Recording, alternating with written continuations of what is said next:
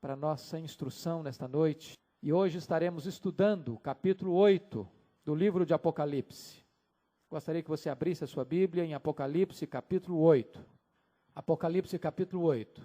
Quando o Cordeiro abriu o 7º selo, houve silêncio no céu cerca de meia hora. Então vi os 7 anjos que se acham em pé diante de Deus, e lhes foram dadas 7 trombetas. Veio outro anjo e ficou de pé junto ao altar, com um incensário de ouro, e foi-lhe dado muito incenso para oferecê-lo com as orações de todos os santos sobre o altar de ouro que se acha diante do trono. E da mão do anjo subiu à presença de Deus a fumaça do incenso com as orações dos santos. E o anjo tomou o incensário, encheu do fogo do altar e o atirou à terra. E houve trovões, vozes, relâmpagos e terremoto. Então os 7 anjos que tinham as 7 trombetas prepararam-se para tocar. O primeiro anjo tocou a trombeta e houve saraiva e fogo de mistura com sangue, e foram atirados à terra. Foi então queimada a terça parte da terra e das árvores e também toda a erva verde. O segundo anjo tocou a trombeta e uma como que grande montanha ardendo em chamas foi atirada ao mar, cuja terça parte se tornou em sangue. E morreu a terça parte da criação que tinha vida existente no mar, e foi destruída a terça parte das embarcações. O terceiro anjo tocou a trombeta e caiu do céu sobre a terça parte dos rios, e sobre as fontes das águas, uma grande estrela ardendo como tocha. O nome da estrela é Absinto, e a terça parte das águas se tornou em absinto, e muitos dos homens morreram por causa dessas águas, porque se tornaram amargosas.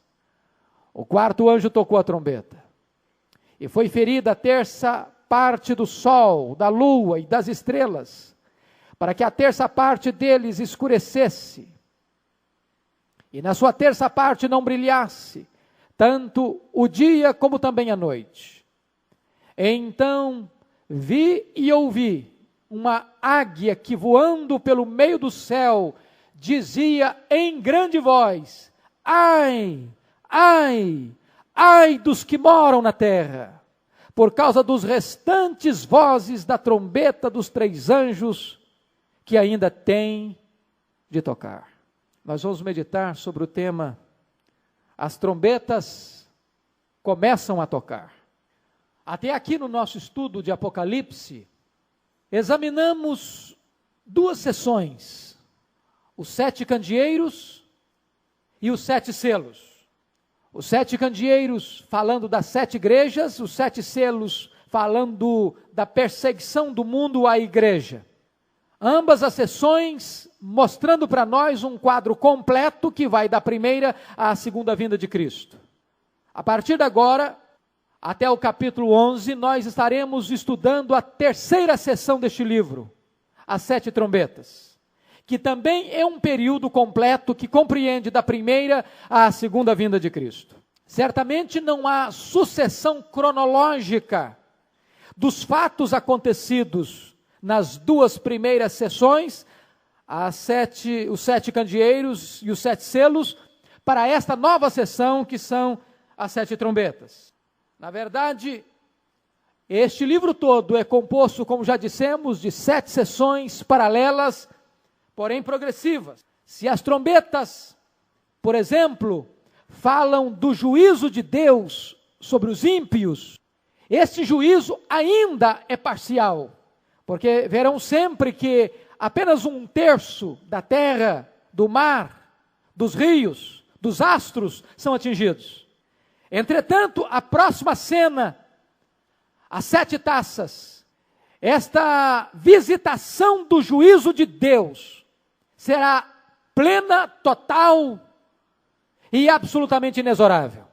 As 7 trombetas poderíamos dizer que é o juízo de Deus misturado com a misericórdia. Mas quando chegar às 7 taças, nós teremos que encarar a ira de Deus sem o complemento da misericórdia, porque terá chegado o dia do juízo, terá chegado o último dia, a prestação de contas. Se os irmãos perceberem O sexto selo trabalha a questão das catástrofes cósmicas que abalam o mundo, mormente em resposta às orações daqueles que foram martirizados na terra, das almas dos mártires que debaixo do altar clamam de dia e de noite, perguntando: até quando, ó soberano do universo, não vingarás o sangue dos mártires? E em resposta ao clamor, vem o juízo sobre os ímpios, no sexto selo, desembocando no dia do juízo, no último dia, no término da história. Se olharem os irmãos, a mesma coisa vai acontecer aqui. De maneira semelhante, a sétima trombeta anuncia também o tempo do fim. Anuncia também o fechamento das cortinas da história, porque é proclamado lá no capítulo 11, versículo 15, o sétimo anjo tocou a trombeta e houve no céu grandes vozes dizendo: o reino do mundo se tornou do nosso Senhor e do seu Cristo, e ele reinará pelos séculos dos séculos. Portanto, as trombetas não são a sucessão cronológica dos selos, mas fatos, cenas que se dão paralelamente aos selos. É importante entender a diferença dos selos e das trombetas. Os selos falam do sofrimento da igreja perseguida pelo mundo. Essa é a mensagem dos 7 selos. É o mundo atacando a igreja. A mensagem das trombetas é o reverso disso. É Deus derramando o seu juízo sobre o mundo que perseguiu a igreja. É muito importante entender essa distinção entre selos e trombetas. Nos selos o mundo ataca a igreja. Nas trombetas, Deus visita o mundo com o seu juízo, em consequência desse mundo ter perseguido a sua igreja na história. Vejamos então este capítulo 8. Primeiro, antes das trombetas tocarem, houve silêncio e súplicas no céu. Vejam, por favor, o verso 1. Quando o cordeiro abriu o sétimo selo, houve silêncio no céu, cerca de meia hora. O que significa esse silêncio no céu? Se os irmãos perceberem, tanto no prelúdio dos 7 selos, como no prelúdio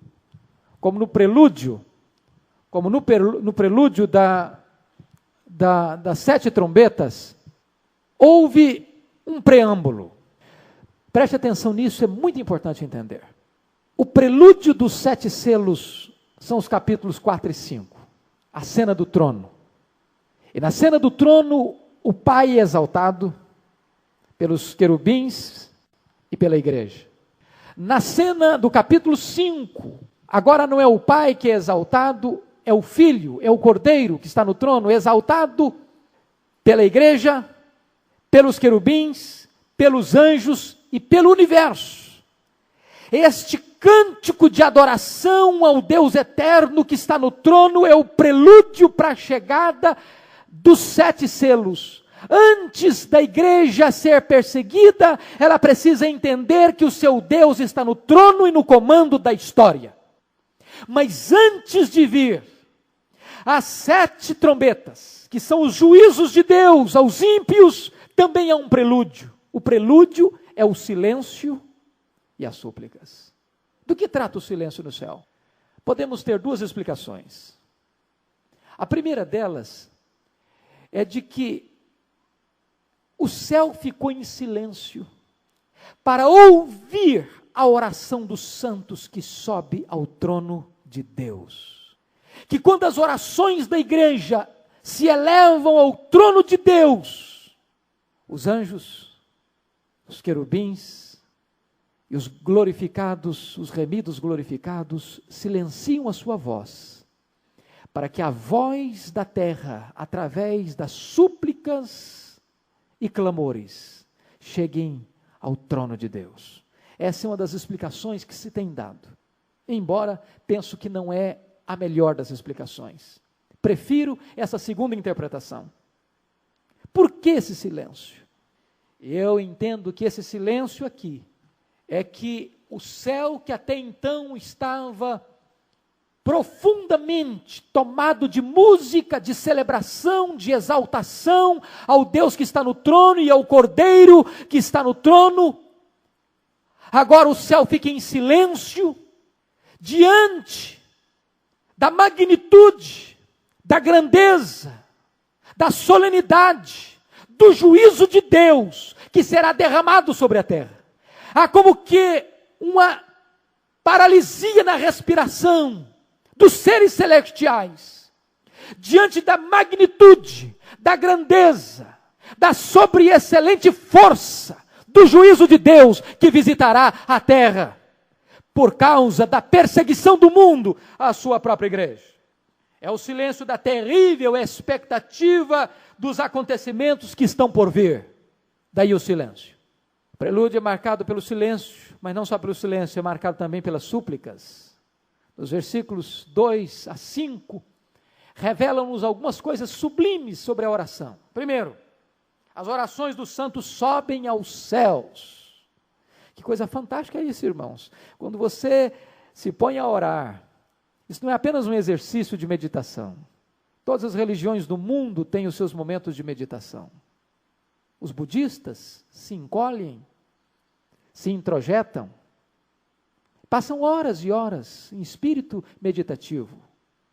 A yoga ensina a prática da introspecção, da meditação.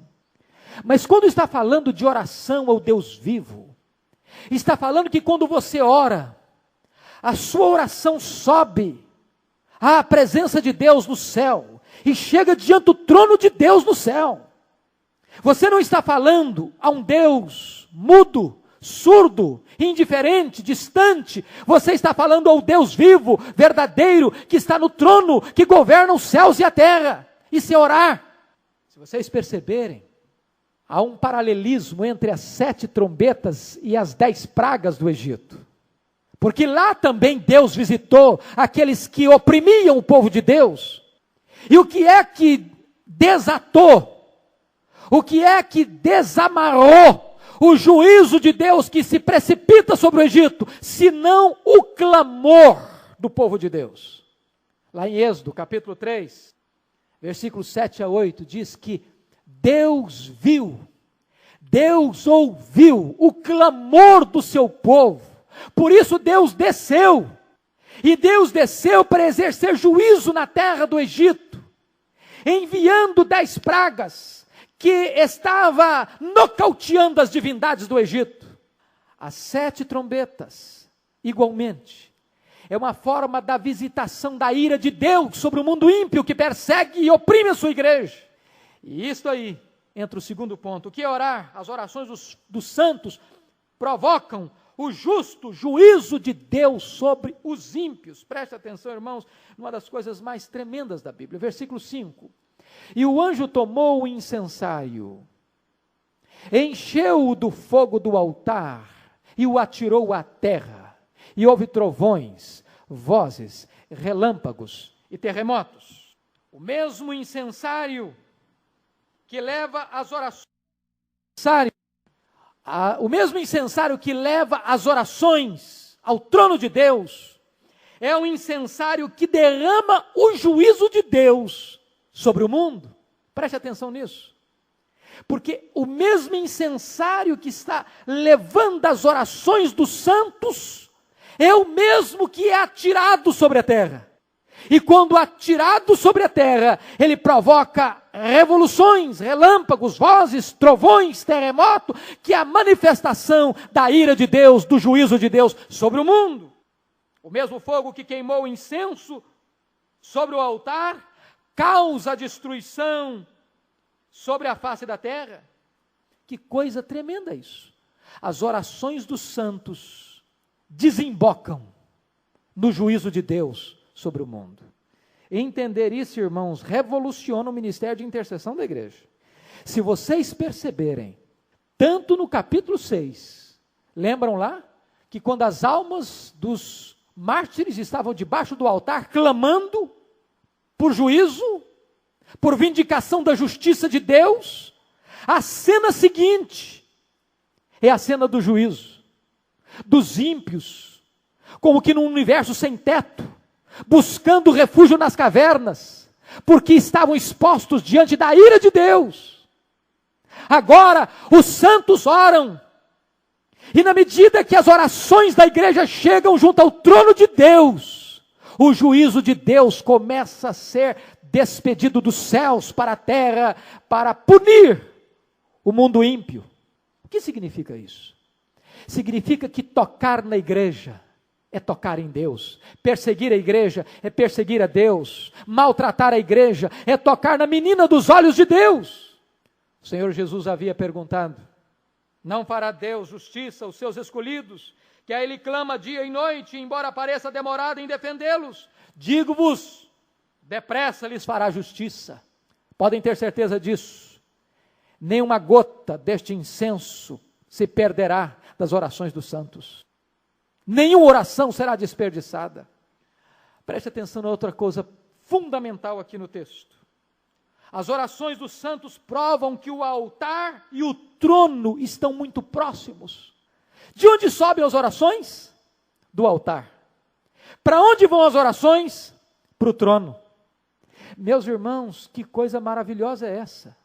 As orações emanam do altar e são endereçadas ao trono.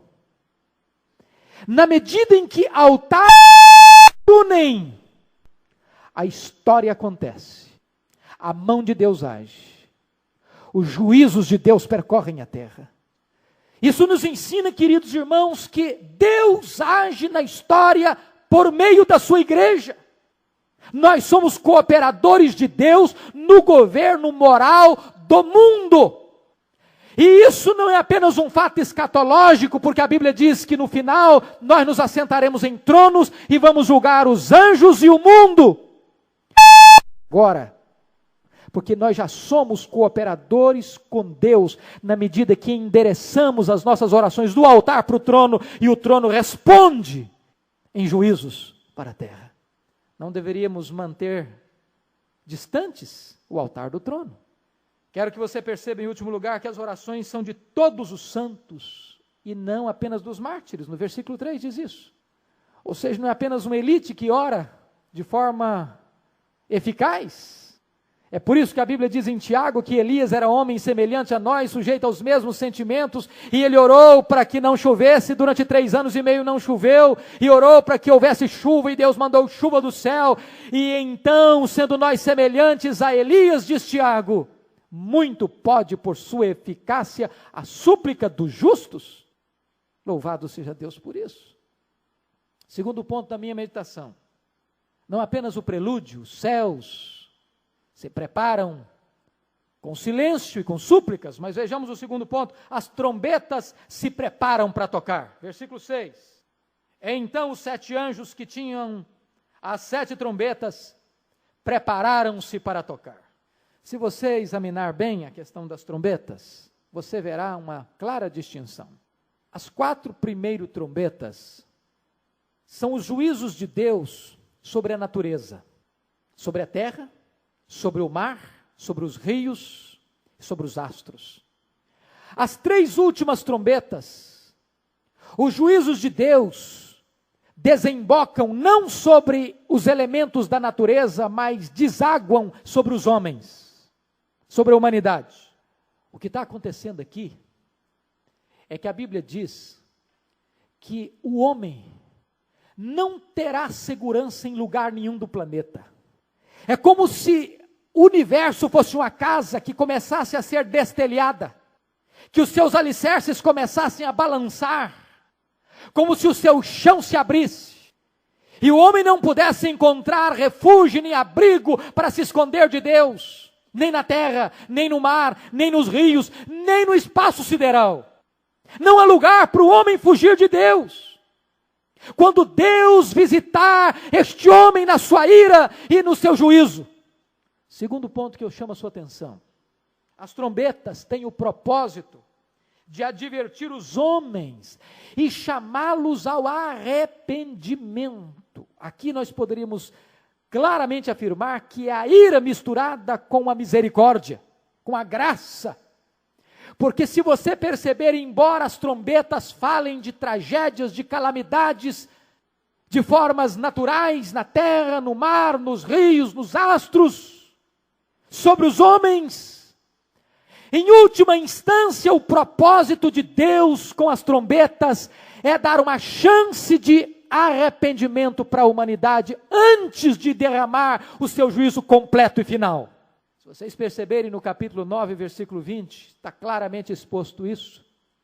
Quando está falando da sexta trombeta, diz que os outros homens, aqueles que não foram mortos por esses flagelos, não se arrependeram das obras das suas mãos, deixando de adorar os demônios e os ídolos de ouro, de prata e de cobre, de pedra e de pau, que nem podem ver, nem ouvir, nem andar, nem ainda se arrependeram dos seus assassínios, nem de suas feitiçarias, nem da sua prostituição, nem de seus furtos.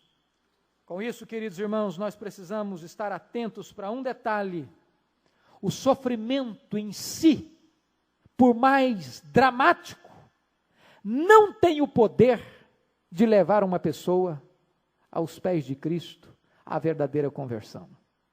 Que coisa tremenda isso. Se vocês perceberem, quando chegar o momento final, e agora já não está mais nas trombetas, mas lá nas taças do juízo de Deus, no capítulo 16, 9 e 10, a cena é tão terrível, que os homens já debaixo da ira total de Deus, longe de se humilharem, de se quebrantarem, de se converterem, registra a Bíblia, com efeito, 16:9, com efeito os homens se queimaram com intenso calor e blasfemaram o nome de Deus, que tem autoridade sobre estes flagelos, e nem se arrependeram para lhe darem glória. Derramou o quinto a sua taça sobre o trono da besta, cujo reino se tornou em trevas, e os homens remordiam a língua por causa da dor que sentiam, e blasfemaram o Deus do céu por causa das angústias e das úlceras que sofriam, e não se arrependeram de suas obras. O sofrimento em si não pode levar o homem ao arrependimento. Na verdade, as calamidades da natureza são trombetas de Deus, chamando os homens ao arrependimento. Se perceberem, cada terremoto, cada inundação, cada furacão, cada gemido da natureza, é uma maneira de Deus estar dizendo para a humanidade: se arrependa, volte para mim, enquanto é tempo. Na verdade, os jornais noticiam os terremotos, as tragédias, os tremores de terra, os maremotos, as inundações, as enchentes, as calamidades naturais, mas os jornais jamais apontam para quem está por trás dessas calamidades. Irmãos, uma das verdades que nós jamais podemos abrir mão é de que o nosso Deus é soberano. Nada acontece no universo sem que Ele saiba, nenhuma folha cai sem que Ele permita. Podem ter certeza de que todos os aspectos de contorções da natureza são espécies de trombetas de Deus à humanidade, dizendo: arrependam-se. Mas diz a Bíblia que os homens não se arrependem. Por que trombetas? Por que trombetas? Por que esta figura de trombetas? Primeiro, porque trombeta era um instrumento usado para convocação para uma grande batalha. Meus irmãos, nós estaremos entrando numa grande batalha, e esta batalha vem desde o começo, lá do Éden, quando Deus diz que a serpente feriria o calcanhar de Cristo, e Cristo esmagaria a cabeça da serpente. Mas esta guerra vai se afunilando, e ao seu final, ela vai se intensificar, e Satanás vai levantar em toda a sua fúria, com todas as suas armas, com toda a sua astúcia e violência para perseguir a igreja de Deus. E a trombeta está dizendo que o juízo de Deus contra o diabo, contra os seus agentes, contra os ímpios, está se aproximando. O momento da derrota final dos inimigos de Deus. Por isso as trombetas.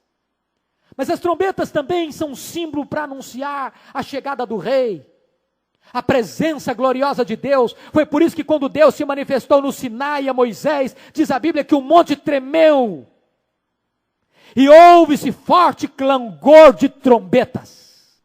E não é diferente a maneira que a Bíblia diz que quando Jesus voltar na sua glória, na sua majestade e poder, ele virá ao clangor de trombetas. É a manifestação do Rei na sua glória. Mas ainda, por que trombetas? Porque a trombeta era um instrumento de convocação da Assembleia do povo de Deus para se reunir. Foi por isso que quando João foi chamado para ir para o céu, ele foi convocado por uma voz como de trombeta: sobe para cá.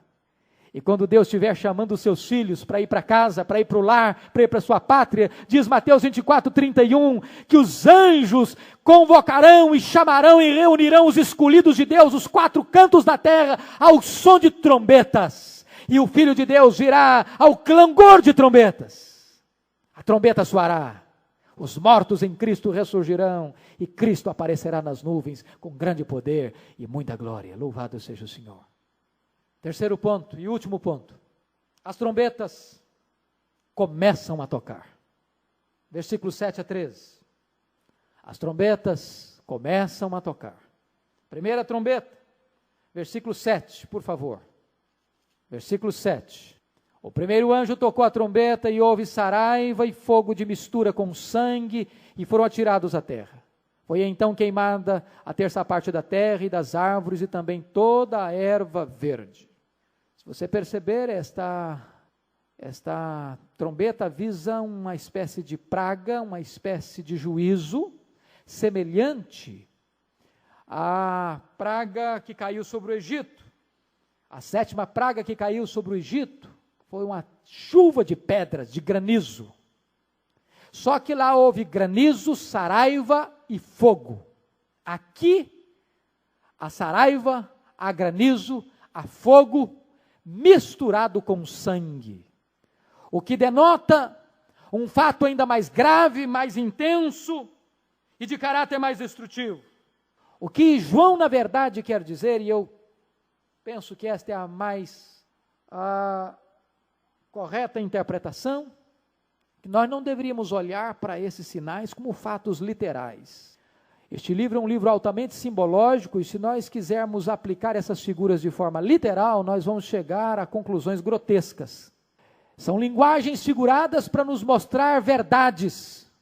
E as verdades que estão por trás desses símbolos é que calamidades tais como terremotos, como vulcões, inundações, estão sob a mão de Deus e são parte do seu método de castigar o pecado e de anunciar ao mundo que o mundo não pode perseguir a igreja impunemente.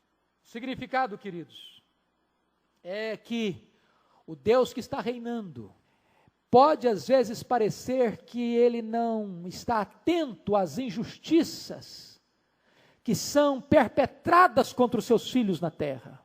Quantas vezes você já questionou isso? Quantos mártires morreram? Quantos fiéis pereceram sem poder levantar sua voz, sem poder gritar por justiça? Quantos que são hoje ainda massacrados, sem que suas causas sejam defendidas, sem que suas vozes sejam ouvidas? Mas estejam certos, aquele que está sentado no trono é o reto e justo juiz. E ele retribuirá a cada um segundo as suas obras. E ele não tardará, ainda que pareça que ele é tardio, ele não deixará os seus servos sem serem justiçados. Preste atenção num detalhe fundamental do verso 7. Diz o texto que o primeiro anjo tocou a trombeta e houve saraiva e fogo de mistura com sangue e foram atirados à terra. Esses juízos não caíram por acaso. Estes juízos ou estas catástrofes naturais não aconteceram apenas por violações de leis naturais, mas existe um agente por trás dessas calamidades físicas, naturais, porque o texto diz que foram atirados à terra. É o próprio Deus que é o agente desses juízos que vêm sobre a natureza. Esses desastres que muitas vezes nós colocamos como produto do acaso, ou de outras fontes, ou de outras causas, são controlados no céu são enviados à terra por aquele que está no trono. Esta é a primeira trombeta. Segunda trombeta, olha por favor, capítulo 8, versos 8 e 9. O segundo anjo tocou a trombeta, e como grande montanha ardendo em chamas, foi atirada ao mar, cuja terça parte se tornou em sangue. E morreu a terça parte da criação que tinha vida, existente no mar, e foi destruída a terça parte das embarcações. Veja você, que agora as tragédias, as calamidades, as pestilências, que atingiram a terra, agora começam a atingir o mar. Espantosas calamidades marítimas trazem desastres. E esse juízo aqui é mais grave e mais solene do que o primeiro. Porque no primeiro juízo, o dano tinha sido apenas à natureza. Este juízo agora atinge não apenas o mar, com a terça parte dos peixes morrendo, mas este juízo atinge também o comércio, as transações comerciais, e indiretamente atinge a vida dos homens, porque diz o texto, que 1/3 do mar é atingido, a morte dos peixes, com a destruição das embarcações. E preste atenção que o mundo do primeiro século, quando João escreveu, dependia totalmente das embarcações, porque não havia nem caminhões e nem aviões. Todos os produtos de grande porte eram transportados via embarcações. Significava o colapso do comércio, a bancarrota do comércio. A ira de Deus queimará todas as seguranças deste mundo. A pesca e a navegação são submetidas a uma tragédia. O comércio, as vidas estão sofrendo aqui. Os desastres ecológicos e econômicos ganham proporções gigantescas nessa segunda trombeta. Vejamos a terceira trombeta. Versículos 10 e 11. O terceiro anjo tocou a trombeta e caiu do céu sobre a terça parte dos rios, sobre as fontes das águas, uma grande estrela ardendo como tocha. O nome da estrela é Absinto, e a terça parte das águas se tornou em absinto, e muitos dos homens morreram por causa dessas águas, porque se tornaram amargosas. O juízo agora é que a água doce é transformada em água amargosa, o contrário do que aconteceu no livro de Êxodo, que as águas amargosas tornaram-se doces. Agora a bênção está se transformando em maldição. Agora a criação está vivendo o reverso. Agora a criação está conspirando contra o próprio homem, pela própria mão do Criador. O que está acontecendo aqui é que Deus está atacando a própria água potável.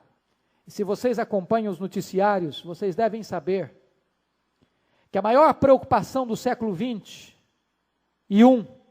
não é com petróleo, não é com energia. A grande preocupação do século XXI é com água potável. Se fala num grande risco, num grande perigo de haver um colapso de suprimento de água potável no planeta. É a calamidade chegando às fontes dos rios. E se vocês perceberem, esta terceira trombeta torna-se mais trágica do que as duas primeiras, porque elas estão atingindo aquilo que é básico para a sobrevivência na terra. E diz a Bíblia que muitas vidas são ceifadas. Agora não é por inferência, agora é claramente a vida humana sendo atingida nesta terceira trombeta. Meus irmãos, eu quero chamar mais uma vez a atenção de vocês para este detalhe.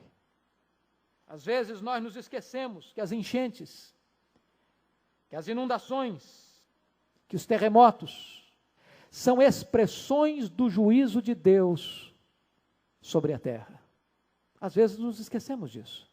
Às vezes nos esquecemos de que tantas epidemias, subprodutos destas enchentes, inundações e calamidades, também sejam expressões do juízo de Deus sobre a terra. Às vezes nós temos uma concepção deísta de Deus, de que Deus está longe, e apenas as leis naturais controlam o universo, perdendo a visão bíblica do teocentrismo, do teísmo, de que Deus está no controle, no trono, e nada, absolutamente nada acontece sem o governo absoluto de Deus sobre o universo que Ele criou. Vem a quarta trombeta. Versículo 12, por favor. O quarto anjo tocou a trombeta e foi ferida a terça parte do sol, da lua e das estrelas, para que a terça parte deles escurecesse, na sua terça parte não brilhasse tanto o dia, como também a noite. Os astros, o sol, a lua, as estrelas, desde as suas órbitas, lutam contra os inimigos da igreja de Deus. Deus está usando os próprios astros celestes para admoestar aqueles que não lhe servem e perseguem os seus filhos. O que está acontecendo? Que calamidades têm vindo à humanidade como resultado das coisas que ocorrem nos céus. Meteoros caindo sobre a terra, eclipses, tempestades de areia, furacões, tornados e outras calamidades terríveis vindas do céu têm visitado a terra. Estas tragédias escurecem a terra e são trombetas do juízo de Deus para a humanidade. O que está acontecendo aqui, se você percebe, a terra, o mar, os rios, os astros, dos quatro cantos, mostrando que as calamidades terão um alcance universal e os homens estarão de forma inescapável, não poderão fugir da presença do Deus que vem para julgar a história. E esse texto vai chegando ao fim no verso de número 13, e há como que um prelúdio para as três últimas trombetas. Vejam o versículo 13. Agora não fala de trombeta, agora aparece uma águia no meio do céu, uma ave de rapina, voando no meio do céu, céu claro, para que todos possam ver. Então ouvi uma águia que voando pelo meio do céu dizia em grande voz: ai, ai, ai dos que moram na terra, por causa dos restantes vozes das trombetas dos três anjos que ainda têm de tocar. Em outras palavras, é como se João estivesse dizendo o seguinte: vocês acham que o que aconteceu até agora é trágico demais? Preparem-se, porque o pior ainda está por acontecer. Esta é a mensagem da águia. Porque as últimas três trombetas têm um caráter tão grave, tão sério, tão dramático, que as trombetas são substituídas por ais. Porque as quatro primeiras trombetas atingiram a natureza, mas as três próximas atingirão diretamente os homens, afligindo-os. Por que essa expressão repetida 3 vezes? Ai, ai, ai dos habitantes da terra.